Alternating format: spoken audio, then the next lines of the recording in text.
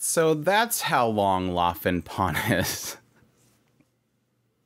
I think that a lot of people can agree that whatever job they do for a living sees very little fulfillment. Whatever task you're doing, most people don't see it as worthy to them, or they just don't show any sort of thanks for it. And that's definitely kind of a thing that Handyman Saito in Another World is hitting on.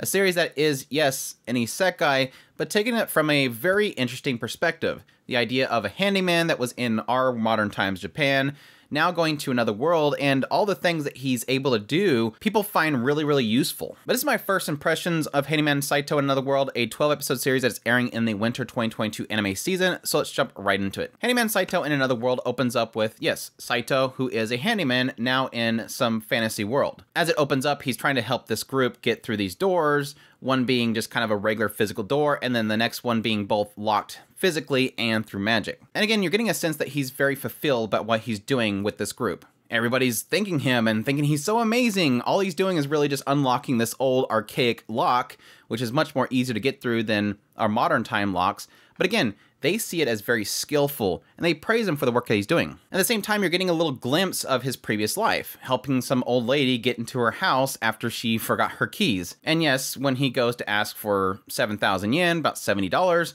he suddenly starts getting angry. It only took you 30 seconds to get in there. Why would you charge me that much? Well, it's the travel and it's our standard, standard rates. Again, he doesn't feel fulfilled even though he was helping a lot of people in his previous life. Just a mere idea of asking for compensation feels terrible. And what kind of precedes this is a bunch of different skits throughout the entire episode that just show different characters and what their quirks are, and yes, getting to know Saito and his group a lot more. Going through the members of Saito's group, we have Rauza, who is the warrior. Big, huge claymore sword on her back, full plate armor and everything. And you also get a sense that based on her helmet having issues and him fixing it, she's very self-conscious about a scar on her face. But again, Saito doesn't seem to care about it, doesn't make note of it. And yes, technically through Saito spending some time with a store clerk, you see that Rauza is a little bit jealous, wanting to keep an eye on him. Our next member is Morlock. Morlock is a wizard. He is like level 80. He's very, very experienced. But unfortunately, he seems like he got kicked out of his previous group because dude's going senile. He's so old, he's forgetting his spells and everything, and it seems like Rauza and Lafen just kind of brought him into the group. And you get a lot of glimpses of him either forgetting his spells, joining a bunch of undead like they're his members, him forgetting that they're his party and then asking to join their party even though he's already a part of their party, using teleportation magic and getting stuck inside of a golem. The dude has issues. The dude has a lot of issues. And yes, our final member, and right now, my favorite member, Lafen Pan.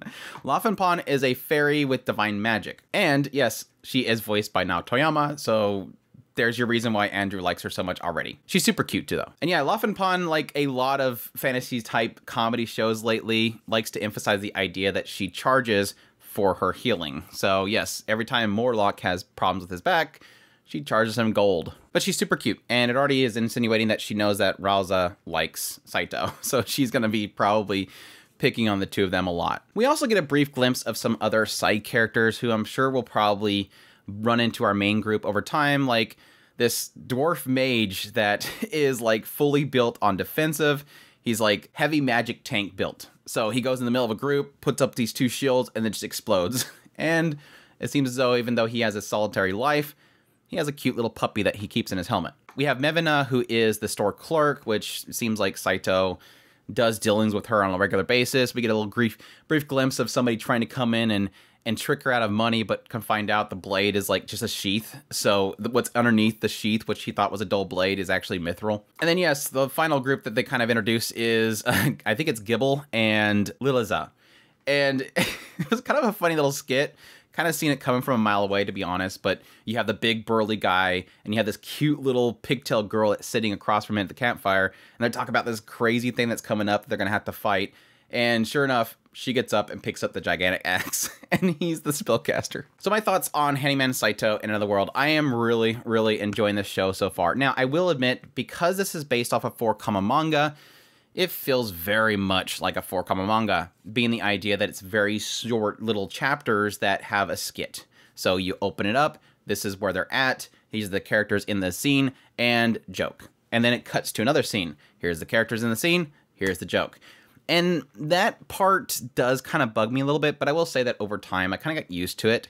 So I don't think it's going to be a deal breaker for me, because each of the skits have been really solid so far. I don't think maybe the heavy tank mage was a little bit of a shrug, but overall, I've really enjoyed each one of the segments. A lot of the comedy in it and the setup is really solid. I think, yes, the funniest one, the funniest one was obviously Saito, you know, showing how he has this measurement tool that's based on our measurements here, and them talking about their measurement units, which, yes, Morlock has to come out and say, oh, I know exactly where that measurement came from. Apparently there was a guy that, like, founded the kingdom, had a very long unit, and he had lots of children, and all of the scientists and stuff were so fascinated by the length of his unit that they decided to make it a measurement unit. And the punchline to it was that before Morlock even described where the length came from, I think it was Ralzal mentioned that, yeah, it's about the length of Lafanpan. So sure enough, once it's explained to him, Saito looks at Lafanpan and she's like, don't look at me right now. Don't look at me right now. It was super cute, super funny. But I have to say, like, most of the comedy in this first episode, or at least most of the humor, maybe in this first part of the manga series, really was centered around Morlock. So I'll be curious to see how they can kind of advance things going forward. I think my only fear that I have for this series that, because it's based off of a 4-comic manga, you don't necessarily feel like you're ever going to see any sort of development with the characters, and which are trying to do that with especially Saito and Ralza, whereas it seemed like Ralza really does like Saito. And you typically don't get really good development in characters in 4-comic mangas. Now, it might shift in the manga. Maybe it might lay out a storyline better over a period of time. But for now, it seems like it's just going to be a skit-based series. And like I said, the skits are good. That all said, C2C, despite the fact that I kind of wish that they would do a better job of kind of making it flow better, because I've seen 4-comic mangas that have been adapted into anime where they do kind of fill in the gaps to make it kind of flow better, or they'll rearrange things so you get like a full storyline in an episode rather than it being like cutscene, cutscene, cutscene. That said, C2C is doing a really good job of the animation here, and I guess it makes sense. Recently, C2Cs have been doing a lot of really good stuff, like Reincarnated as a Sword and stuff. The big thing that really does shock me about this is, yes, it looks good, but at the same time, no CGI. Thank you, C2C. We have a full armored girl, Ralza, and they're not CGIing her armor. Like, typically, like, every single show now that has a character that's full plate armor, they're always CGI, and it bugs the fire out of me. But no, Ralza is actually fully animated, and a lot of the action sequence, while we're not doing like some crazy long sequences or anything, they're really well animated. And like I said, that's technically something we've seen with Reincarnated as a Sword last season.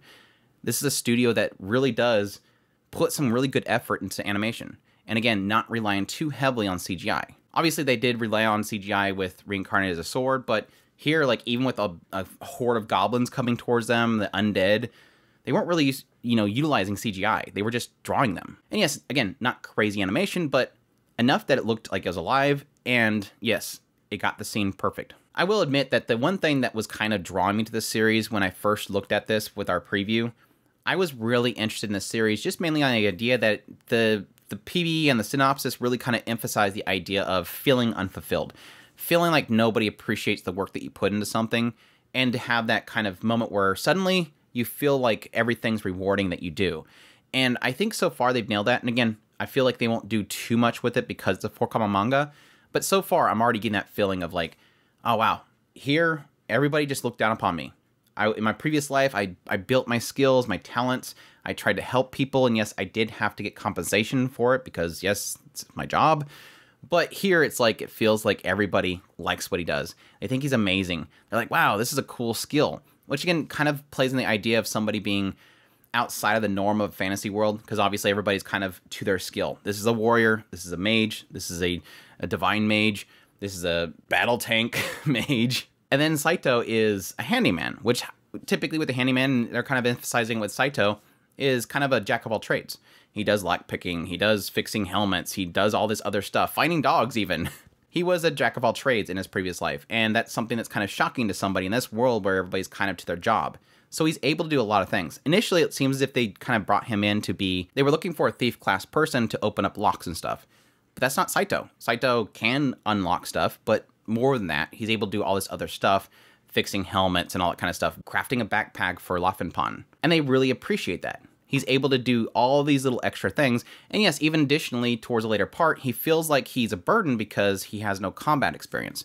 So even in asking Morlock to teach him magic, it ends up turning into a thing where I don't have mana anyways, but I can help Morlock. I can give him the words, help him finish his chant so that he can, still be a part of this group. Feeling like you're a burden upon people is a miserable thing, and even though Morlock doesn't understand that because he's so senile, I think Saito can kind of relate to him in a way. But yeah, like I said, I expected nothing coming to the show. Was thoroughly surprised. It looks really good. It's got some heart in there. It's got some good little comedy beats. Yes, some of the comedy is, you can see it coming from a mile away, but there was also some really special things with like the measurement thing. Poor Laufenpan. Poor Laufenpan. But I can't wait for more. Definitely a surprise for me this week, looking through all the shows so far. But yeah, that's Handyman Saito in Another World. Hope you guys enjoyed this video as always. If you did, make sure to hit that like button down below. Comment, let me know what's the other series, or if you're going to be checking it out. Additionally, if you're new to the channel, make sure that subscribe button so you get all my content. I do news, reviews, first impressions, top list. If it's anime, it's pretty much here. Additionally, we have a membership button there where you can join and support the channel. I greatly appreciate it, but it does. And y'all take care.